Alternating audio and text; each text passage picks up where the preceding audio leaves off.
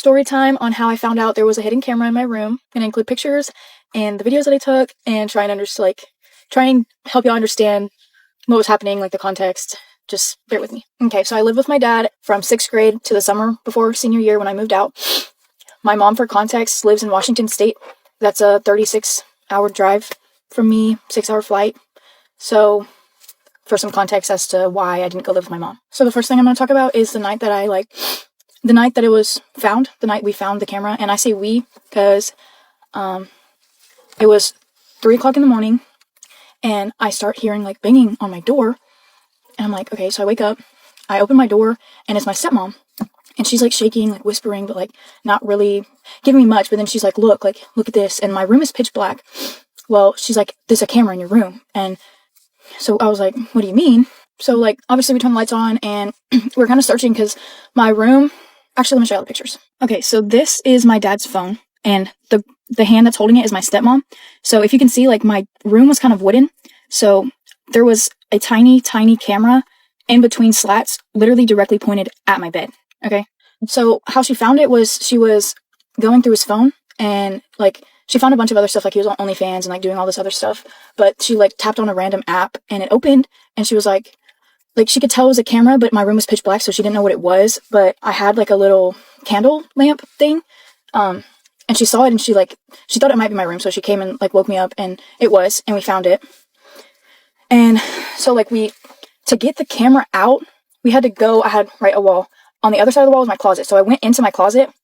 We had to like take the insulation out of my wall. And the camera was like taped, like not taped. It was like sticky foil. It was like sticky foil onto the wall, so peeking through the slats, and soldered into my light switch. So like, of course we ripped it out. Okay, so this right here, that is the camera. Like this foil is the sticky stuff I'm talking about, and that's the like tiny, tiny camera that like, okay. And then this like little, how do I show you? This little block was like where it was soldered, and like, of course we like pulled the wires out. We just ripped it. Like honestly, we weren't worried about anything, but yeah. So I remember after that, like, it was like 4 a.m. at that point, and I didn't know what to do. Like, neither did she. Like, we didn't know, like, what do we do? Do we wake him up? Or, because, like, there was so much stuff. Like, there was problems with their marriage, and then he also, like, was, recording me. And what even makes it worse is I had boyfriends at the time, and he knew I was sexually active. And so I was sneaking out, like, when I was, like, 14 with the same boyfriend that I had until I was 16. And, he found that out, and he, like, told me it was a safe space to do in my room. Okay, just leave it at that. He bought me a lock, told me to lock the door, made me feel safe about it. Come to find out there's a camera in there the whole time that wasn't in there for parental control because my stepmom didn't know about it either. And he hid it. Like, he didn't tell anybody. It was only faced at my bed. That like big windowsill that you saw in the picture, like it's a glass, but it doesn't open. Like, it's locked. Does that make sense? I don't know how to explain it.